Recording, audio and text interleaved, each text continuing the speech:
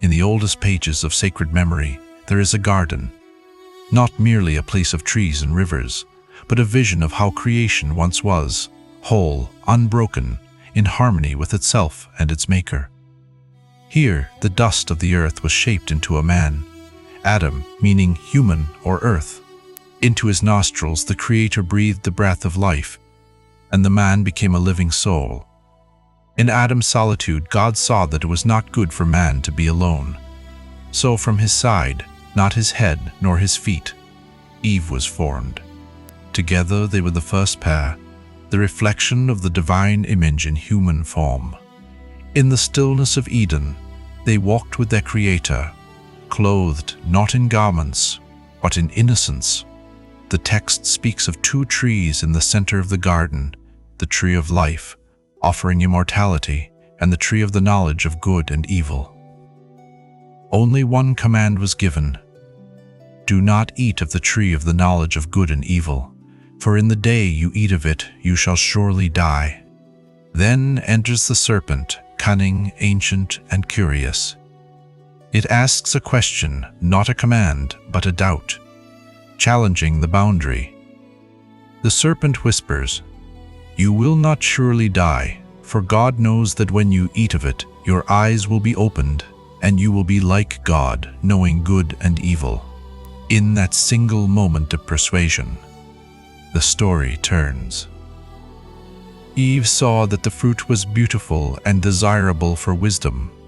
She took and ate, and gave also to Adam, and he eats. It was an act both simple and profound, a step from trust into self-assertion. Then the eyes of both are opened, and they see that they are naked, exposed, vulnerable, aware of their own frailty. They sewed fig leaves together, hiding themselves from the divine presence. When the voice of the Lord calls, "Where are you?" it is not the inquiry of ignorance, but of sorrow. Something had changed in creation itself, and the ground was cursed for their sake.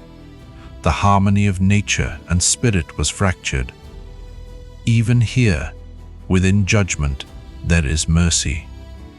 Garments of skin are given to clothe them, the first act of compassion, after the first act of disobedience.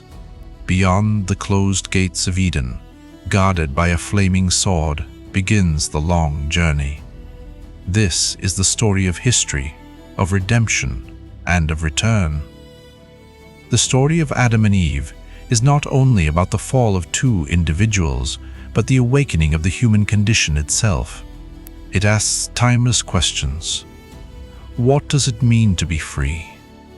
Why do we reach for what is forbidden? Can innocence once lost ever be restored?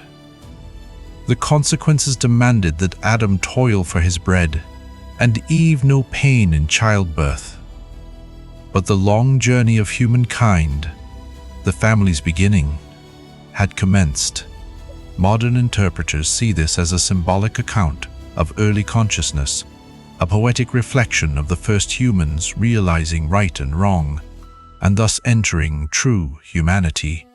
The narrative is on relationship between God and humanity, between freedom and obedience, and between love and the boundaries that preserve it. Through centuries, theologians and artists have wrestled with this tale of awakening, of humanity stepping into moral awareness, capable of both good and evil. Yet, for believers, the story points forward to the promise of restoration. If one garden was lost through disobedience, another would be opened through obedience.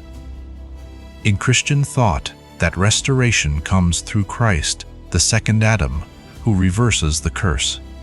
Eden is more than a lost paradise. It is the memory of what was and the hope of what may be again. We were made for communion,